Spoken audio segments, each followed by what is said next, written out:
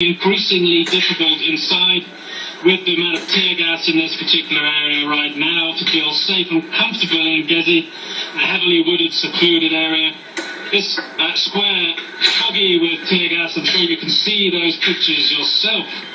And you have to really ask yourself, where are the police strategies here to stop the standoff, to stop the to and fro, the cat and mouse as you described it, and actually retain control of areas, move protesters on? Because as we see right now, this particular back and forth could go on for yet more hours. I've already been watching this for about 14 so far today, Christian.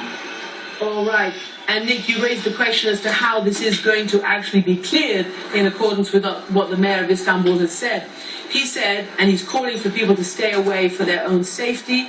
He took to television in a brief statement to say, quote, "We'll continue our measures in an unremitting manner, whether day or night, until marginal elements are cleared and the square is open to people."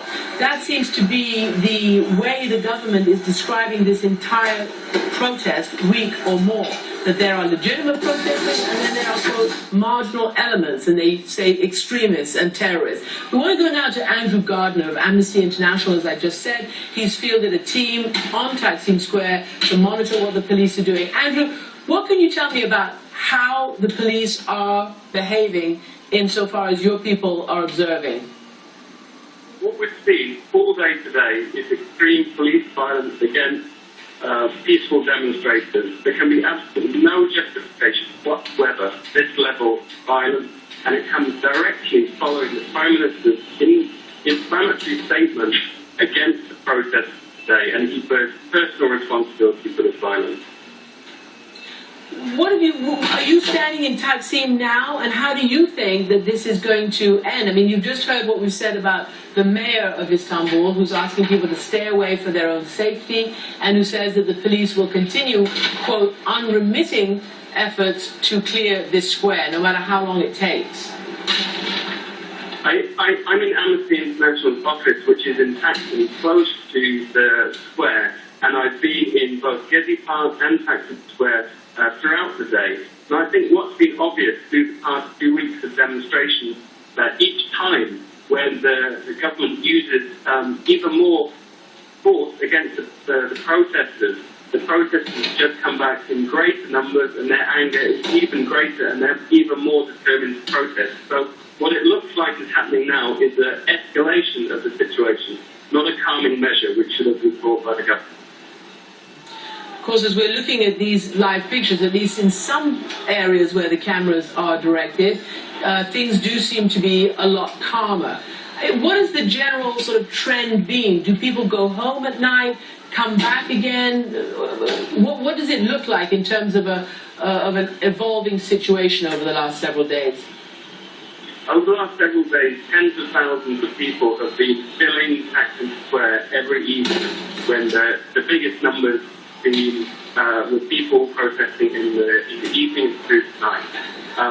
When the protest started, this was certainly true in Istanbul, in Ankara, and also in the other major city, in Izmir in the west. So I think we can expect the same thing to happen now, and for the anger of the protesters to be felt, not just in Istanbul, but in the other major cities all across Turkey as well. And that's why Amnesty International is calling on the Prime Minister to urgently intervene, to end the inflammatory language, and to commit to what he previously said, which is negotiate with the protesters, prevent further deaths and further injury. Now, the Prime Minister himself says that some 4 people have been killed through these last 12 days or more of these protests.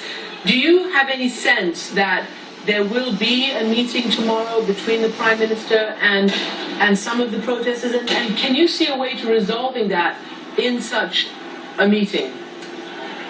I think that's the only way to resolve it. However, I've got no confidence that that meeting will take place. And even if it does take place, it will take place after such an escalation and such extreme police violence. It's very difficult to see a negotiated situation now, given that the Istanbul governor committed as late as today that no intervention would take place in GeziParkı, and that's exactly what happened. And the Prime Minister committed to a negotiated settlement with the protest a short time ago, and then changed tack and committed to ending the protest by sort of personal edit.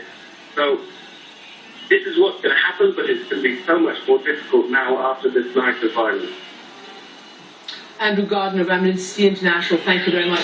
And I want to go back to Nick Payton-Walsh, who's been covering this virtually from the beginning, and really reset for our viewers how this all started and how it sort of spun out of control, how these original protesters in Gezi Park then saw their protest morph into something much bigger and much more widespread. Nick, walk us through that. Well, John, 12 days ago, there was a protest in Gezi Park, and you're hearing a call to prayer behind me ringing out over this battlefield almost in central Istanbul.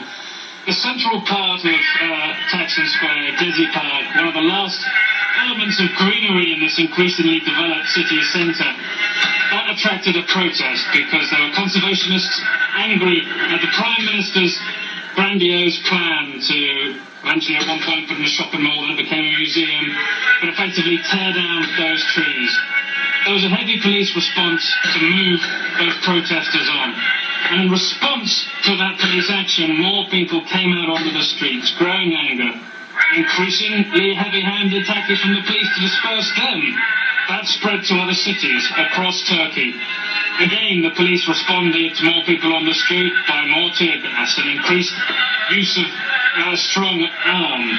And then we saw one particular night where it seemed like most of the major population centres of the country had some sort of standoff between protesters, often angry purely at police tactics and police firing tear gas.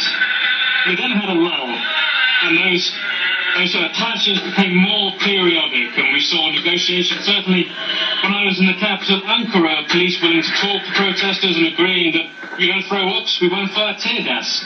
But then deadlines began to be talked of. There's this ominous suggestion that illegal protest wouldn't be allowed. Prime Minister Erdogan consistently referring to these protests as being marginals, extremists, as you've just heard yourself.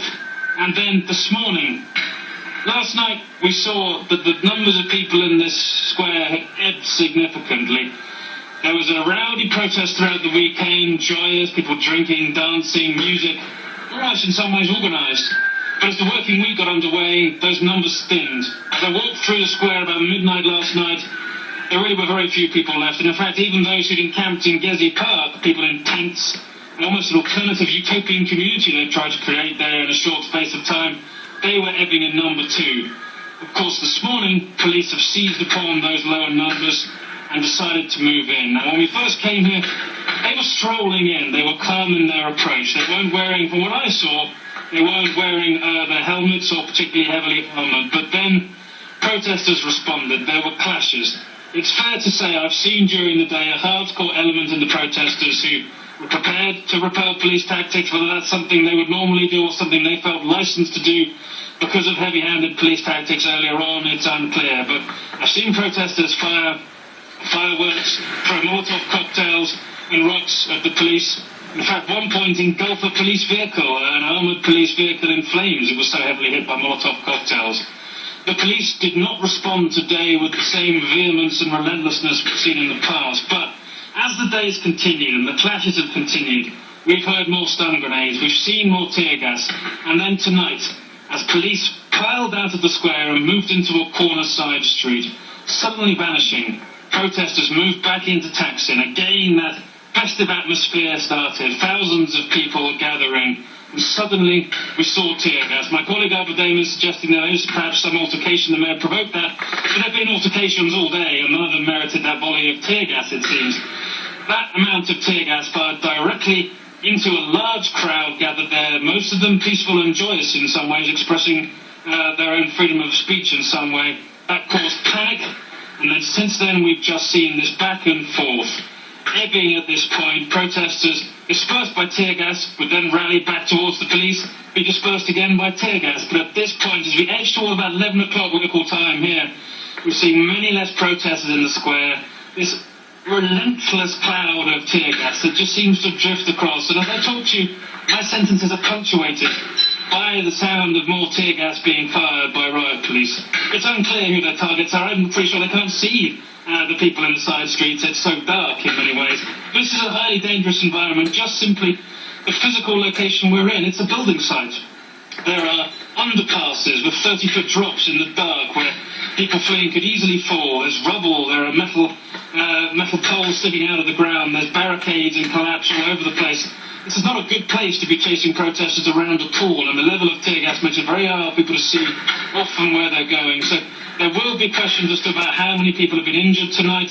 I've also seen that when this amount of tear gas is used, in Ankara, certainly asthmatics and people suffering from epilepsy were certainly affected too. Ambulances are on hand. We don't know anything about the impact this has had on protesters too. But here we are. As I say, I've been watching this now for nearly 15 hours, and there doesn't seem to be a specific police plan to retain authoritative control over this vital part of the city. And instead, with Turkey's economy, which has been a breakaway pace for the last decade under Prime Minister Erdogan, is seeing a stock market rot, and images like this, frankly, if you're a tourist, you don't want to come to a country where this happens in the very, very heart of the city.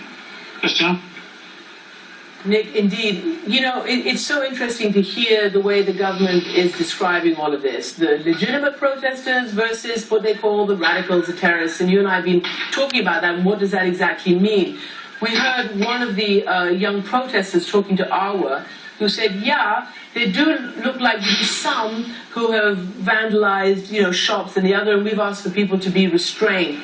Can you give us a little bit more clarity? Do you know anything more about, is there, a group who are more sort of troublemakers and jumping on this, or is that just a government excuse? I think it's fair to say we've seen evidence today of people prepared to fight the police. Some of those groups were bearing the flags of pro-Kurdish or ultra-Marxist-Leninist parties. We don't know if they're from those parties or just bearing their flags as some sort of alibi.